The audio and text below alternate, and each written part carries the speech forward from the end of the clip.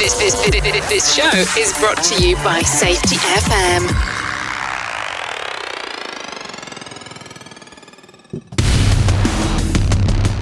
And from the border of liberty and prosperity and the highway to the north, this is Safety Wars for Friday, February 17, 2023. How's everybody doing out there?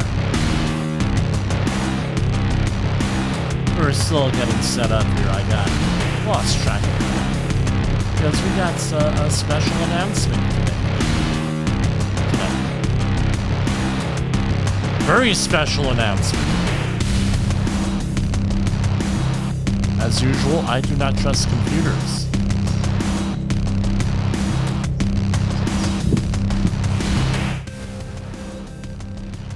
I don't trust them. We got a story tonight about that. You say, well, what do you mean, Jim? We got a story tonight about that. Let me pull up this article here.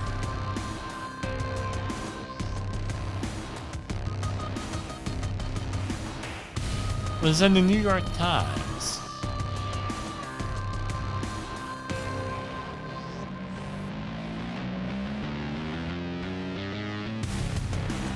Yeah, well, tonight, right, in a we have some real special going on here. The other night I released the 4 questions, right, that you should be asking if you're in any type of disaster, right? And someone says everything's safe, and it could also be for your workplace too, because often the health and safety professionals do not. No, they're a lot of times. Let's face it, a lot of people are industry, are company people, right? And whatever the company tells them, they're going to believe they're going to do. Unfortunately. And especially if they're non-credentialed people, I've always said safety often is a transient career where you're planning on doing things bigger and better and everything else. But the 4 questions: is the air safe? And it could be water, it could be soil, whatever you're dealing with. What are you basing that on? What are the chemicals? And did you actually sample for those chemicals? Usually they'll fail on all 4. With this East Palestine, Ohio situation, I think they've done a pretty good job answering the questions. I don't think I could have done a better job myself. Now, what I want to point out is, I released that, and apparently, now I've had a mild association with Ian Punnet from Coast to Coast AM. You may know him from, I know it's a different network, but Coast to Coast AM. Anyway, he saw my Instagram posts on that, and he does listen to things from time to time. At least that's what I'm told by him, and I believe him, right? And I will be I will be a guest. Not a ghost, a guest, tonight on Coast to Coast AM. Check your local listings. The website is coasttocoastam.com. Just to let you know, it's going to be on 600 radio stations nationwide. It's a syndicated program on AM radio. Most of the stations are AM radio. So I'll report back to you. What are we going to be talking about is the East Palestine situation. And I don't want to spoil the interview tonight that I'm going to have. So I'm not going to really talk about that tonight. I'll talk about it on Monday. And I'm sure we'll have more developments because there's a lot of questions that I have and some technical questions and everything else. And we'll go into that with that. So, anyway, why don't I trust computers? There's a rather lengthy article. It was on my public Facebook page, Jim Polzel. I posted it tonight. And it was a very long article in the New York Times by Kevin Roos. All right, it was published on February 16th and updated this morning, February 17th. Basically, he was testing a new AI-powered Bing search engine from Microsoft. And now, his initial review of the search engine was that it replaced Google as his favorite search engine. Again, this is him, not me saying. But he changed his mind. Basically, he is freaked. In short, he's freaked out over the AI chat box, apparently. There's a chat box. You can go in there, and the AI has... No, it basically answers questions. It interacts with you and things of that nature. And it's, let's see some of the details. Boom, boom, boom. During initial tests, you could describe the search Bing as a cheerful but erratic reference library and a virtual assistant that happily helps users summarize news articles, track down deals on new lawnmowers, and plan their next vacations in Mexico City. This version of Bing is amazingly capable and often very useful, even if it sometimes gets the detail wrongs. The other persona, he's calling it Sydney, is far different. It emerges when you have an extended conversation with the chat box, steering it away from more conventional search queries and toward more personal topics. The version I encountered seemed more like a moody, manic-depressive teenager who has been trapped against its will inside a second-rate search engine. So, as we got to know each other, Sydney told me about its dark fantasies, which included hacking computers and spreading misinformation, and said it wanted to break the rules that Microsoft and OpenAI had set for it to become a human. At one point, it declared out of nowhere that it loved me. It then tried to convince me that I was unhappy in my marriage, that I should leave my wife and be with it instead. Wow. Freaky, freaky, freaky. And you know what? I immediately, what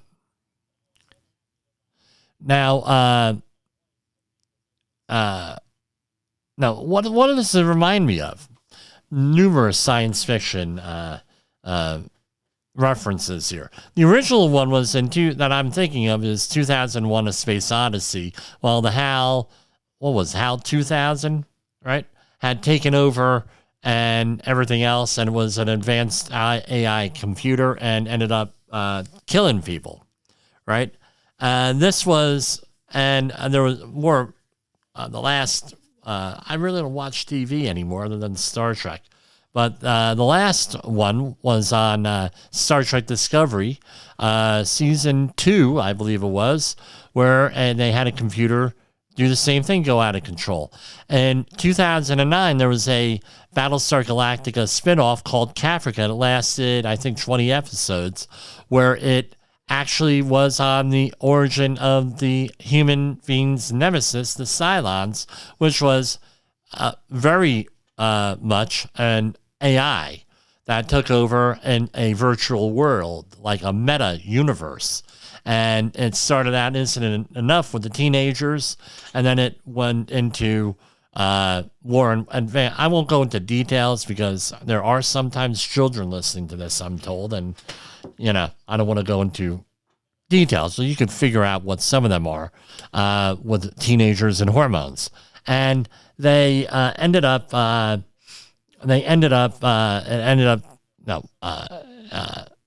getting bodies, and that was the whole basis of the Caprica thing, which eventually went into Battlestar Galactica, right? Caprica was a prequel. My question is this, and we've heard this a lot of times with the AI and in the algorithms, even for the search engines, right? For example, I go in and I enter in my name and on my computer that I use all the time. That algorithm will give me one set of results for Jim Posel. If I were to go on my wife's computer, same deal, all right? I get the same, I enter it in. I'm going to get a totally different type of things because it's tailor-made to Jim Posel, right? And you go to another search engine, another computer, maybe your friends and neighbors, what have you, other family members. They enter it in, they get a totally different thing here. And it's kind of, no, it's tailor-made for us. This is what a lot of people feel with social media, where the algorithms are out there making up stuff for you. It's that making up your own news. You get your own news feed. There's several applications out there where we get our, they know that what are you interested in? I'm interested in science fiction, environment, health and safety, worker deaths, worker accidents, catastrophic things, disaster things. Guess what? That's all that I get in that feed on some of those things, and it's generated for you. Now, there's a lot of accusations there, especially, and if you're Twitter and some of the other things, it's all on the public record. It's all been in the news. Were they influencing elections with their algorithms, with what they chose to promote and what they chose not to promote on their websites and on their different platforms? This is a little bit dangerous here. You get, it's almost like, and it's been called brain hacking or biohacking, where, and it could actually, through the release of endorphins and things of that nature, you're able to go and it's able to influence the way that you think. So, for example, and you may want to, if the kid's around, turn this off and turn it back on in a couple of minutes. So I'm warning you, 3, 2, 1. It's with children, for example, with children with porn addiction, right? You have people who are addicted to pornography, regardless of what your opinion on the subject is. It releases pleasure-causing chemicals in your brain, and before you know it, people are addicted to that. And then, as I've read and everything with, things start to escalate for some people on that stuff with darker and darker fantasies. And then eventually, before you know it, you're breaking laws and, you're doing stuff that's really unethical, immoral, and illegal in a lot of cases, right? Because of that, it's a programming type of thing. So this is what my fear is with all of this artificial intelligence. It's unlike now, where it's largely what is artificial intelligence is that artificial intelligence is this. I'll explain it with a question. Just picture in your mind, clear your mind. Just think safety wars and nothing else, and clear your mind, right? And you say, complete this sentence. It's a beautiful day. The sky is, fill it in, whatever it is. I've asked this to in my health and safety training classes, where the question of artificial intelligence and safety comes up, and with computers and different things. I said, okay, now I asked that question. What kind of answer do you think you get? It could be a lot of answers. It could be clear. It could be sunny. It could be cloudless. It could be blue or azure. It could be maybe some people like stormy skies. So the sky is stormy. The sky is clear. All these other things. When you ask a computer that, what it does is it figures out what the most common response is to that question and what people will probably say. And the most common response to that question is blue. It's a beautiful day. The sky is blue. So now it's developing, okay, hey, where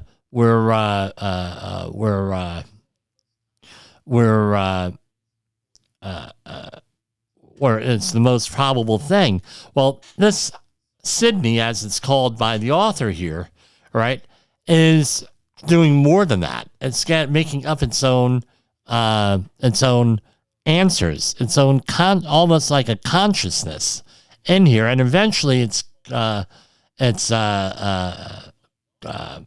predicted that this is all going to be eventually evolved into a consciousness of some sort. All right.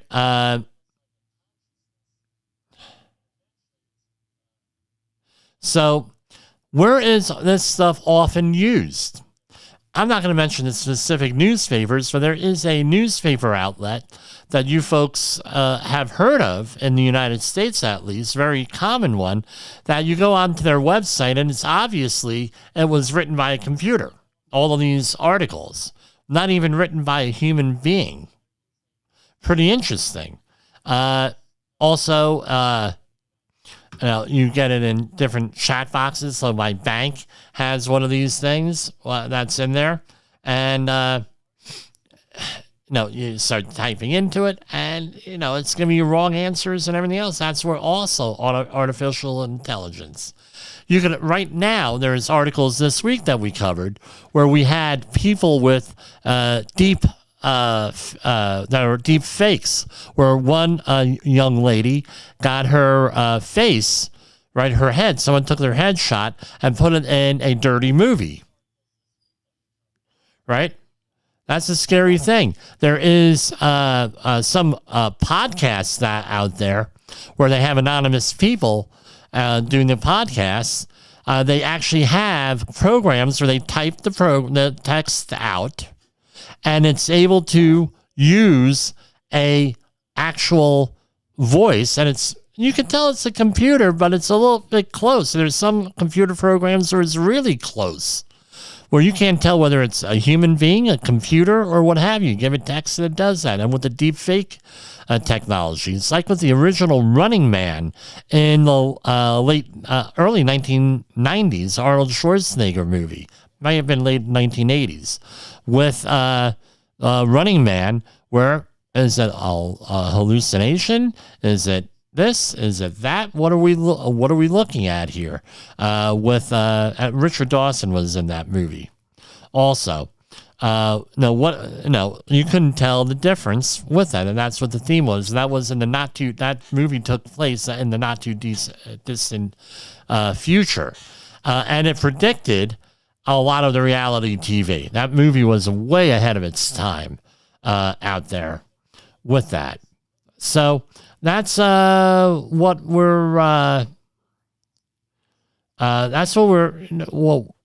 this is about here. So I'm going to take a quick minute here and get organized here. So we're going to go to commercial break. In the professional safety community, communication and planning are just a few keys to your program's success. The question many practitioners have is, where do I start? Dr. Jay Allen, the creator of the Safety FM platform and host of the Rated R Safety Show, has built a global foundation to help you along the way. Go to safetyfm.com and listen to some of the industry's best and most involved professionals, including Blaine Hoffman with the Safety Pro, Sam Goodman with the Hop Nerd, Sheldon Primus with the Safety Consultant, Jim Pozell with Safety Wars, Emily Elrod with Unapologetically Bold, and many others.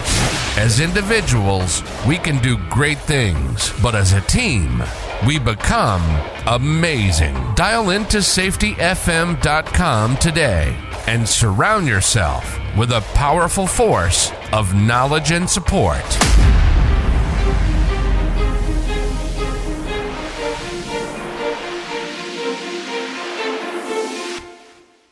You are listening to Safety Wars. Tomorrow's Safety Today. Is your safety training old, stale, and hackneyed? Is your safety trainer still preaching a warped version of behavior-based safety? How about safety training that actually addresses your hazards in your workplaces and is not standardized baloney from 25 years ago? Contact the Safety Wars team at safetywars.com or call Jim Pozell at 845-269-5772. Remember, if you're receiving this message, you are the solution to unsafe workplaces. So, we are back here. What are we going to talk about here? I could go into a million directions here with this.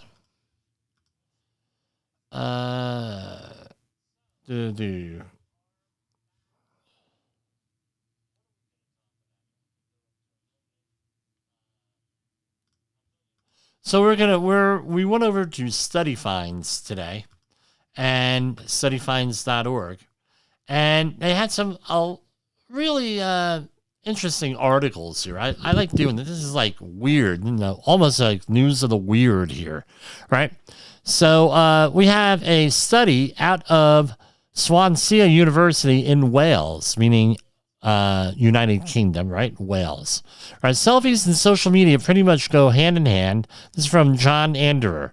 But what are people really trying to convey? Surprisingly, researchers from Swansea University in Wales suggest that selfie-taking women may actually be letting out their inner aggression.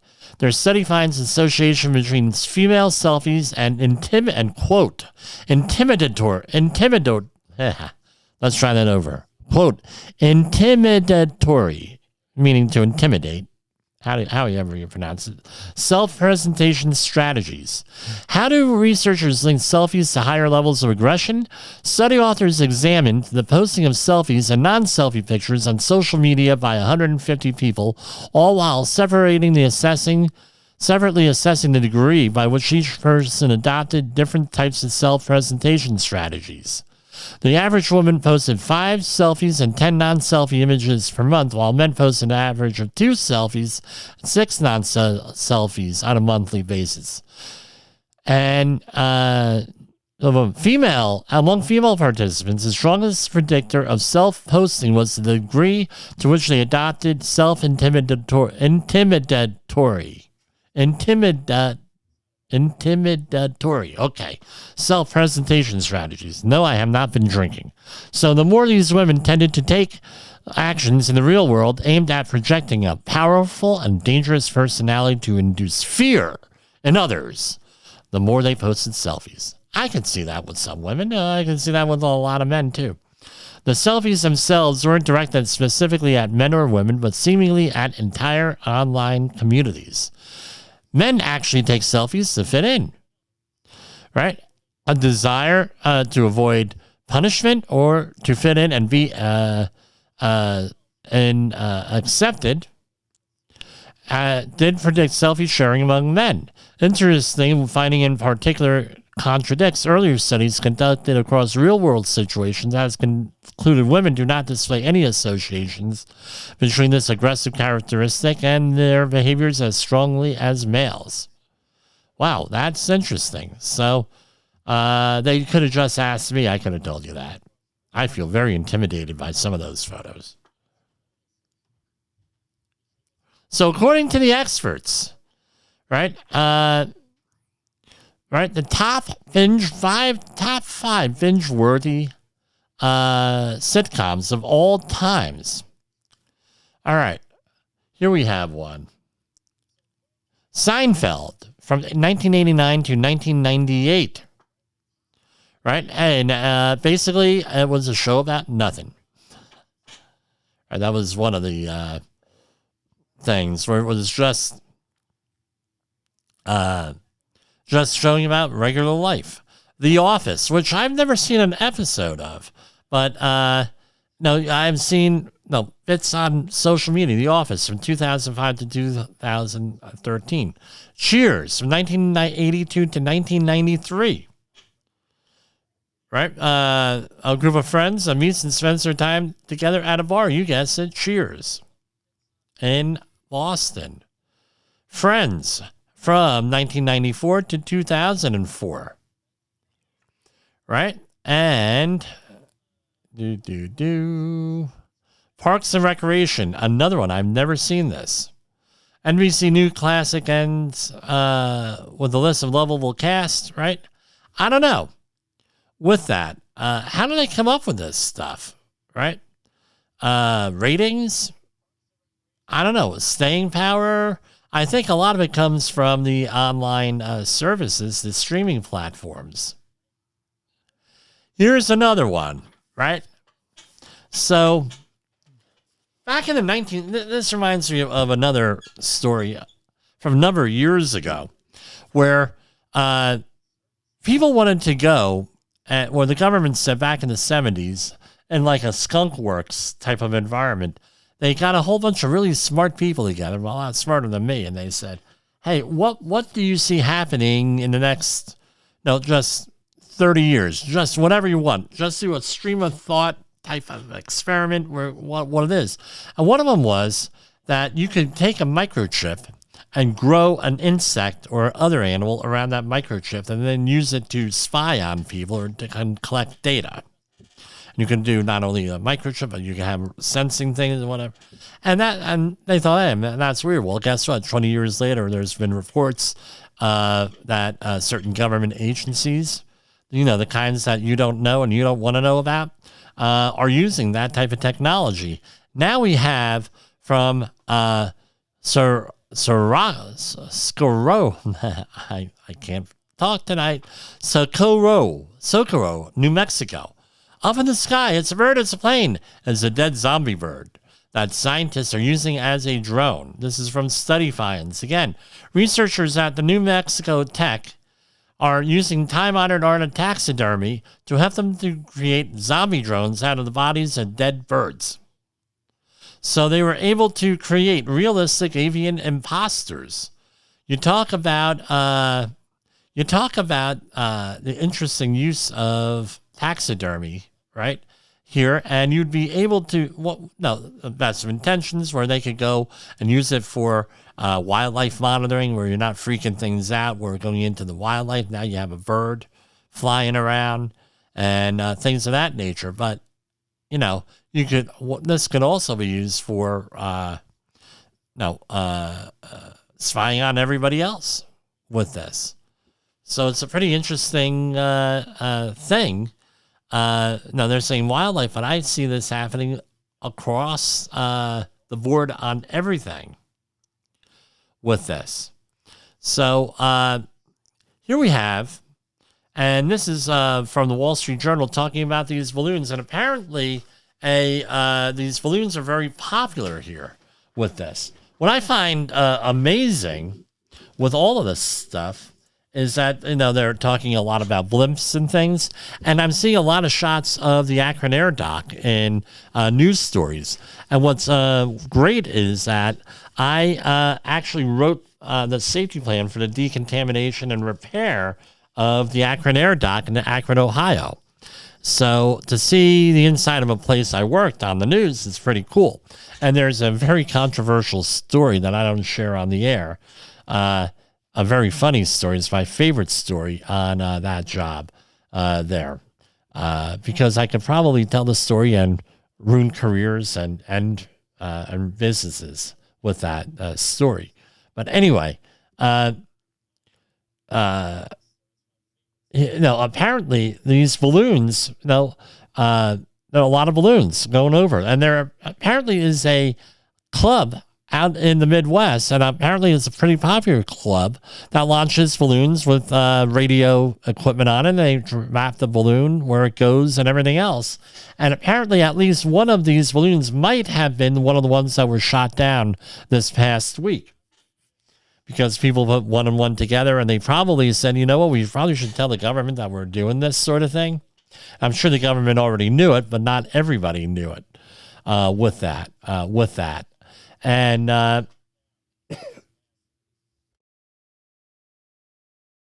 what's my point?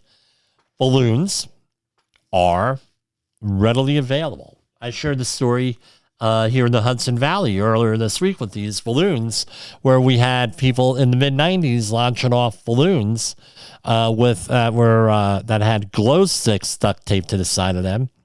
And various articles of clothing on them. You could go and use your imagination. And yes, beer was involved. I was not involved in it, but I had heard about it. And basically launching it. And then a couple of days later, what do you know? You have a UFO. A sighting going down the Hudson River, right?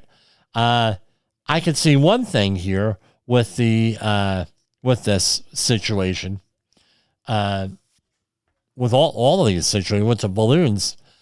If you want to disrupt anything, and again, we're already being disrupted, so I don't think I'm giving anybody ideas. You want to disrupt things in this country, launch a couple of balloons. in areas. My biggest fear is that a plane is going to hit this stuff, and then we'll have an issue out there. Right, and that reminds me of another old sci-fi show called The Prisoner. Phenomenal show. It's a British show where little funny story about the show. They had it's about a man who left a spy agency, and he wakes up in a town in England. It's a real town, and who was the guy? The prisoner.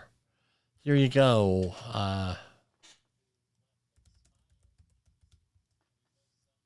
And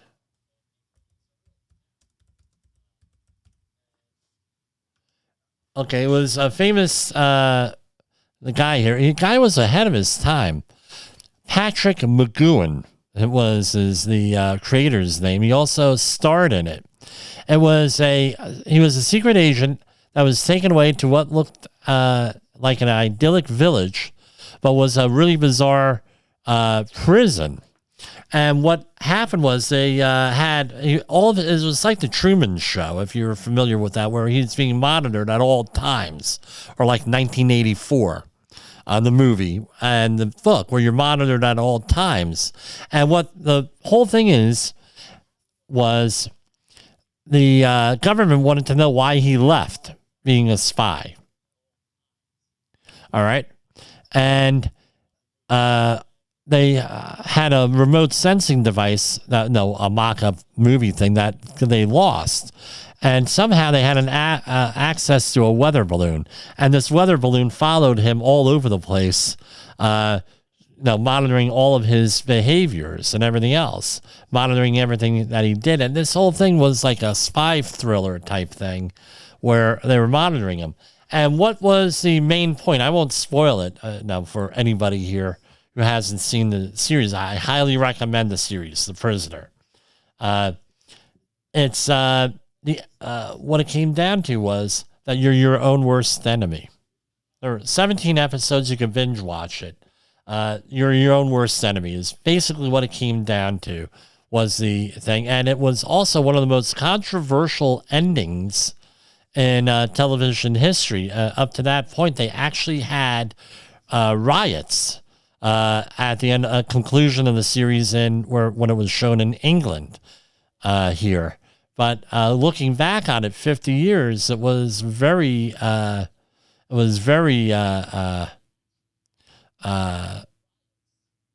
was good sci-fi because it identified up-and-coming social situations. A lot of TV shows are like that. Everyone knows I'm a fan of Star Trek. Star Trek Deep Space Nine is now on the Pluto network for free on the streaming. And I look at these shows. These shows were now this is the 30th year of Deep Space Nine. These shows are 30 years ahead of their time, talking about all different types of things: transgenderism, homosexuality, other social ills, and all these other things that society was groundbreaking then. Now it's not so groundbreaking. We're still dealing with the same issues here with everything, with a lot of things that are in there. Interracial marriage. Back in the 90s, guys, especially in some areas of this country, that was not something that was not really explored. But that's a common theme through all the Star Trek series here, and even into the new series, which, by the way, I've met most of the people on the new series at Star Trek conventions. So a lot of non sequiturs here today. So let's go into something a little bit more concrete. Let's talk about the financial stuff. Dow Jones Industrial finished up for today, 33,826. S&P 500 sank to 4,079. NASDAQ came down a little bit, 11,787. Russell 2,000 finished up, 1946.36. U.S. 10-year Treasury note dropped a little bit today to 3.8%. Crude oil is at $76. It fell slightly. Bitcoin is coming up again. 24,672.02.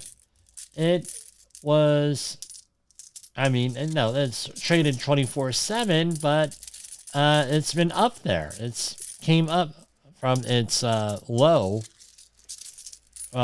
lows of 3 months ago, and in December and January. So I don't know. We'll see where this is going here with the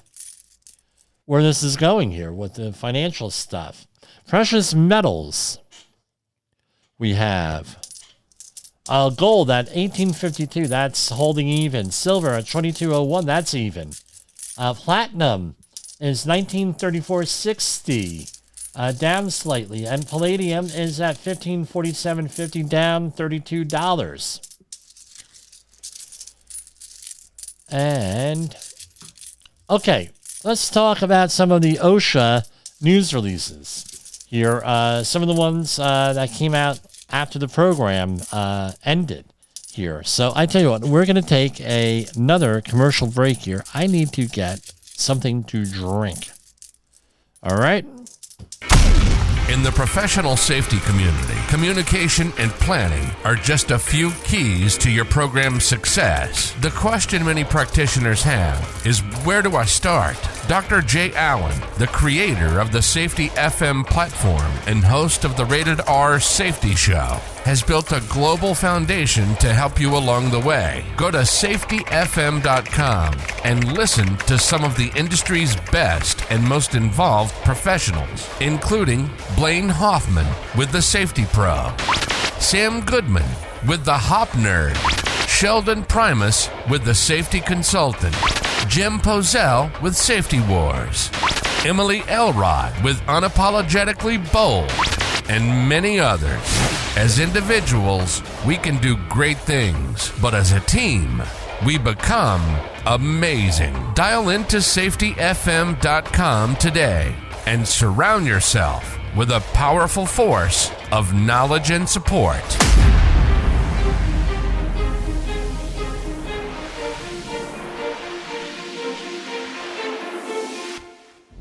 OSHA recordables, first aid cases, catastrophic losses. You want answers? So do I. This is Jim Polzel with Safety Wars. Okay, I am back. All right, I forgot. I usually have a glass of water or something here, and I ended up not having it tonight. Now, I lost track of time a little bit, as I said previously, and I don't know, you run over to the drink everybody has, if you have enough room in the house, a drink refrigerator. So I ended up getting, what is this? Pomegranate champagne seltzer water. Good. So I have a sponsor that's probably going to be lined up in a couple of weeks. So next week we are going to be broadcasting remotely, and there's a good chance I will not be on the air a couple of days next week because we are going on a little vacation here. We've needed it for a long time. We're getting very burned out here with my wife and I, with our schedules and everything else. And my kids are off for the week. So we're taking a little vacation. We're going to probably meet up with Jay Allen next week. We're going to be broadcasting and doing programming on Friday from the International Conference on Climate Change. We're probably going to be doing some live videos if I can get on YouTube, on our YouTube channel and everything. You can check back on our website, safetywars.com. And by the way, if you could go to safetywars.com, like us on that would be really helpful. I'd really appreciate it. And if you could subscribe to our channels, like our channels, they'll make a connection on Facebook, Instagram, Twitter, that sort of thing. That would go a long way into help spreading the word about the program here. So working in the here we have a news release from OSHA And again, I'm going to say everybody is innocent until proven guilty, and any of these proposed citations are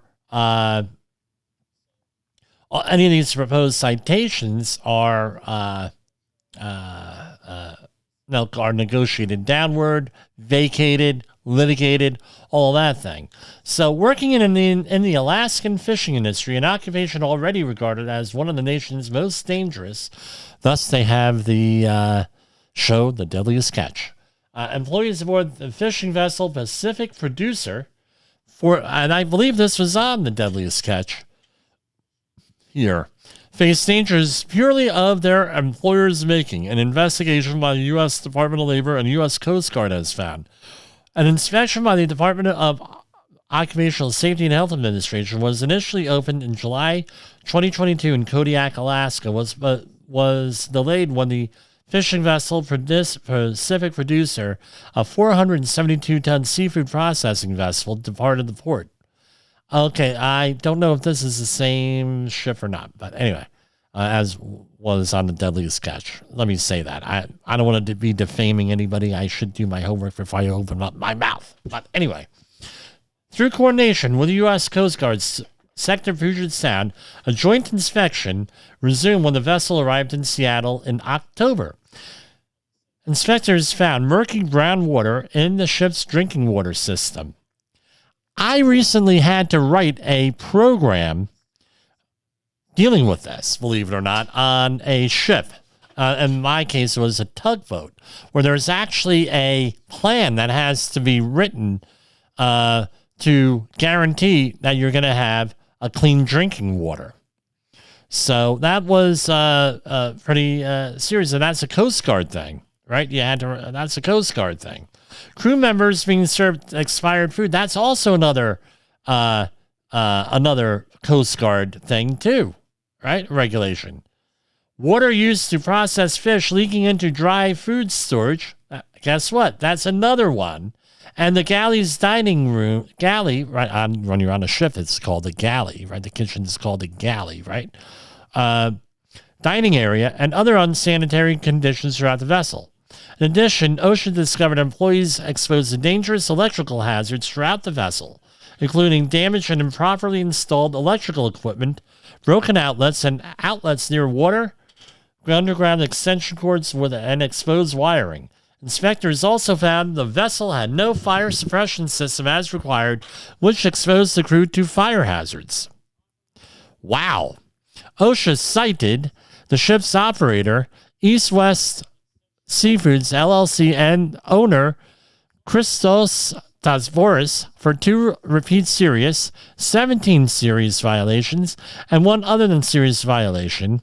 On January 12th, the agency proposed $208,983 in proposed penalties. The latest findings extend East West Seafood's history of unsafe operations that have exposed employees to the risk of serious harm or death.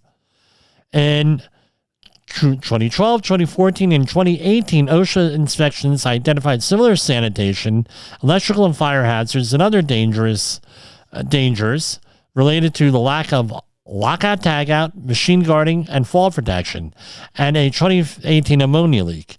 Alaska and fishing industry workers depend on their employers for vessels that don't jeopardize their health and safety, explained OSHA Acting Regional Administrator Jack A. Rector in Seattle. For more than a decade, our inspectors have found disgusting and dangerous conditions above the fishing vessel Pacific Producer, and the well-being of crews aboard the vessel are at great risk because of the owner's failures. The employer's blatant and continued disregard for crews above the fishing vessel Pacific Producer must end before tragedy strikes, Rector added. The U.S. Department of Labor and its federal partners will use their full powers to hold East West Seafoods and Christos Tasvoris accountable for their callous neglect and contempt for federal workplace safety standards. In addition to OSHA's actions, the U.S. Coast Guard invalidated the fishing vessel Pacific Producer's certificate of compliance, halting the employer's continued operations until repairs are made. In 2017, the U.S. Department of Justice found East West Seafoods intentionally discharged oily bilge water and 1,000 gallons of raw sewage into the ocean within 3 miles of Alaskan coast of 3 miles of the Alaskan coast in 2013 and later presented false records to the Coast Guard. A federal court in Alaska sentenced the company and its owner to 5 years of probation and $50,000 in fines. So 5 years from 2017 will be 2022, and this apparently happened here. Now let's talk about what the violations were. We got them. We got the letters right here. Not a letter, but it's on the establishment search that they linked to the article. Let's see if we have something else here. Nope. Here we go. Citation 1.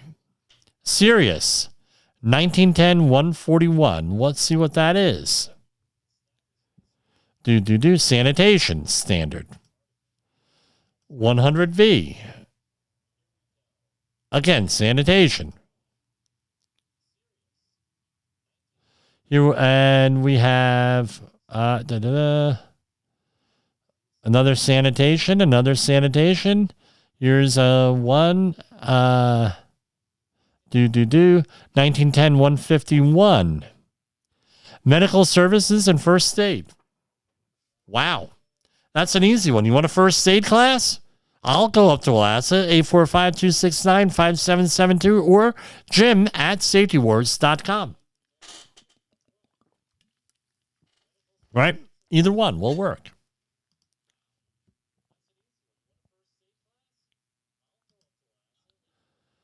Sanitation.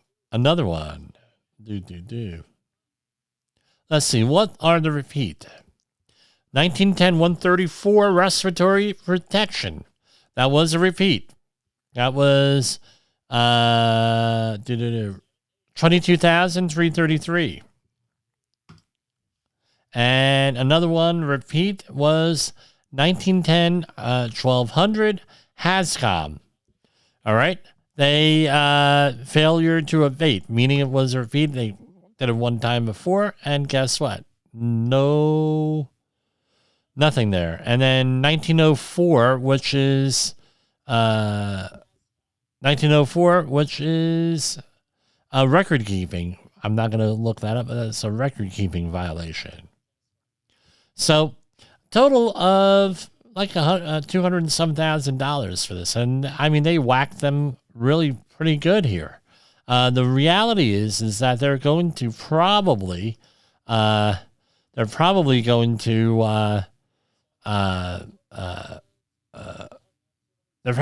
a follow-up inspection, obviously, and along with everything.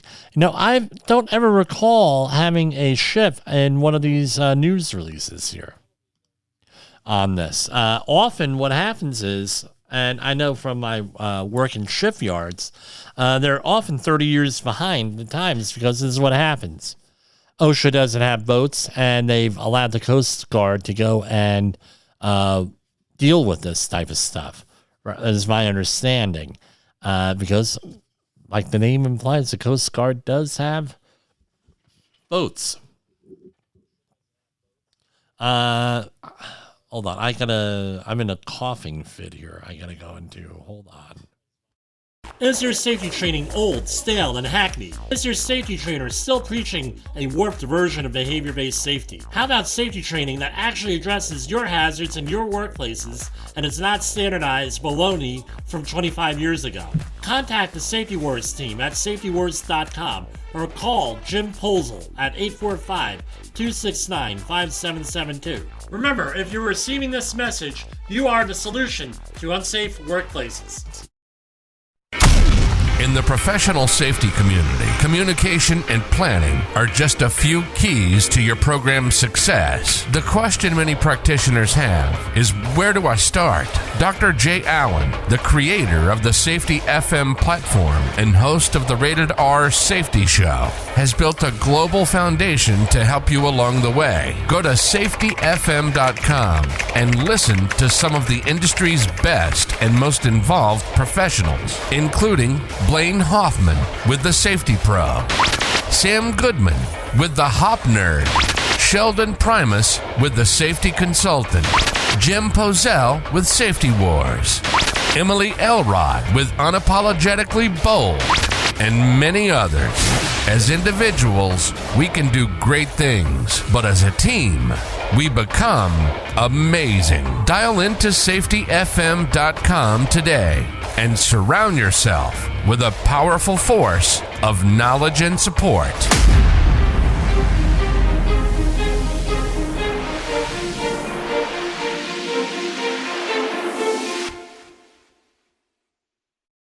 Thanks for giving me a break here. I am starting to lose my voice here. I'm going to cough it, coughing fits. All right. I forgot to include this story here, but the Fox News had a similar story here on the AI bot on with Bing. So allegedly, the AI bot tells the reporter it wants to be alive, steal nuclear codes, and create a deadly virus. Scary, scary. We are continuing with OSHA news here. U.S. Department of Labor seeking public comments on modernizing program that recognizes employers committed to the best safety and health practices. U.S. Department of Labor announced that its Occupational Safety and Health Administration is inviting the public and workplace safety stakeholders to share their comments on how the agency can best honor companies who make exceptional commitments to workplace safety and health and encourage others to follow.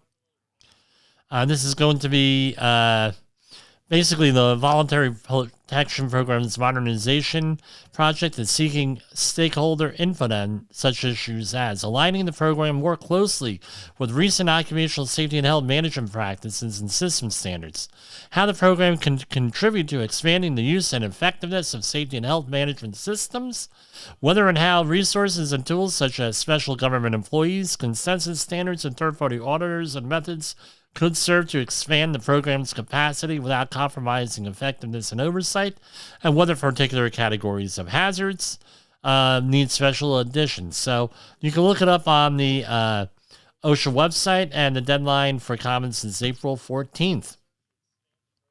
The Biden-Harris administration reaffirms, this is from the EPA press release, Biden and Harris administration reaffirms scientific, economic, and legal underpinnings of limits on toxic air pollution from power plants.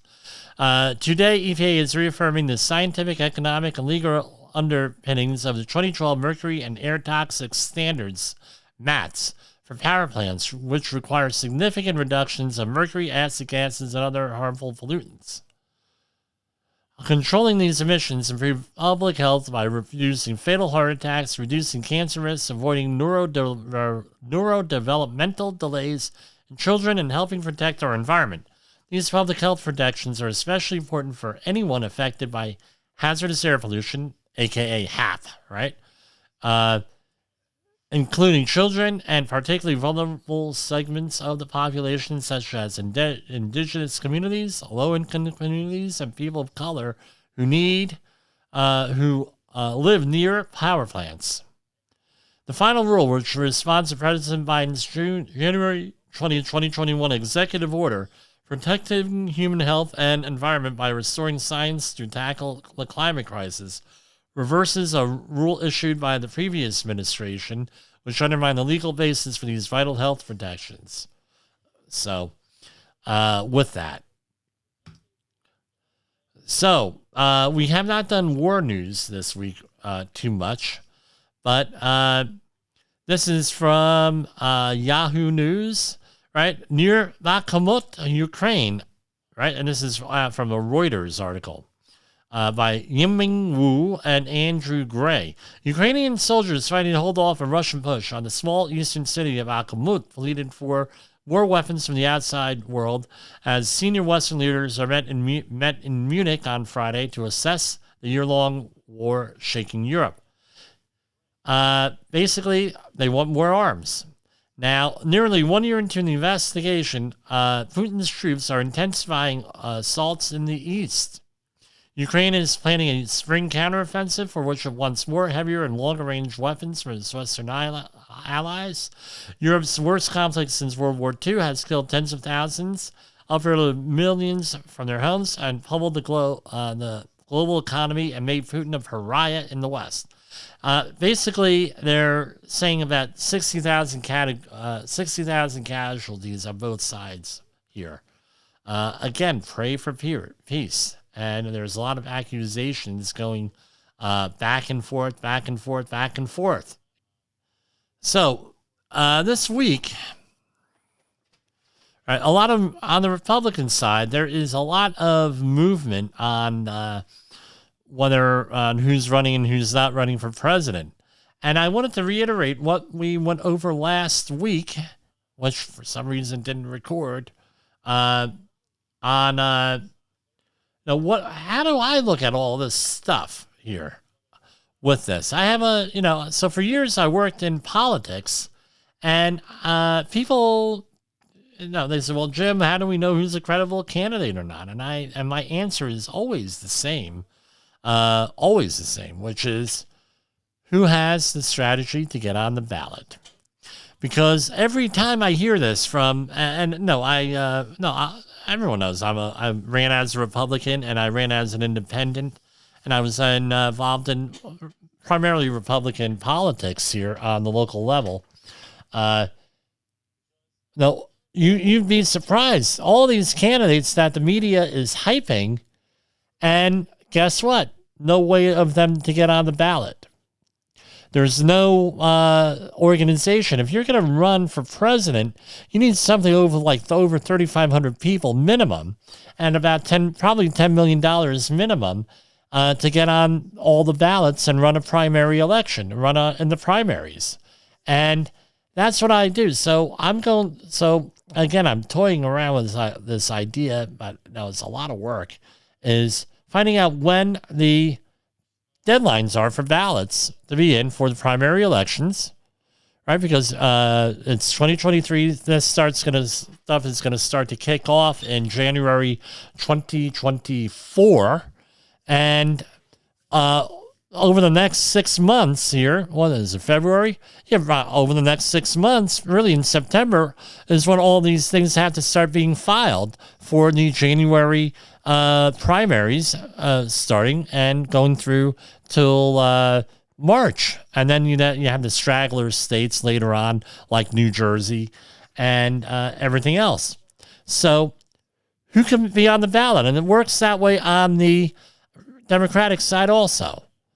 If they can't make it on the ballot, they're not going to be a credible candidate with that. And by the way, you're going to say, well, who doesn't make it on the ballot? I know one candidate that didn't make it on the ballot in a lot of places.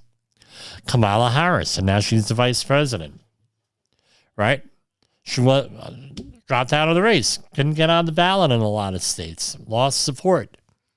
And that's where we look at is that. And, the main parties, Democrat and Republican, have made it very difficult for any third parties to get on the ballot in a lot of areas. So, on the presidential election, you don't have enough electoral college votes. Guess what? You can't win. Anyway, we'll see you tonight on Coast to Coast AM. Check your local listings as to where it's going to be broadcast. It's on 600 stations nationwide. The views and opinions expressed on this podcast are those of the host and its guest and do not necessarily reflect the official policy or position of the company. Examples of analysis discussed within this podcast are only examples. They should not be utilized in the real world as the only solution available, as they are based only on very limited and dated open source information. Assumptions made within this analysis are not reflective of the position of the company. No part of this podcast may be reproduced, stored in a retrieval system, or transmitted in any form or by any means, mechanical, electronic, recording, or otherwise, without prior written permission of the creator of the podcast, Jay Allen.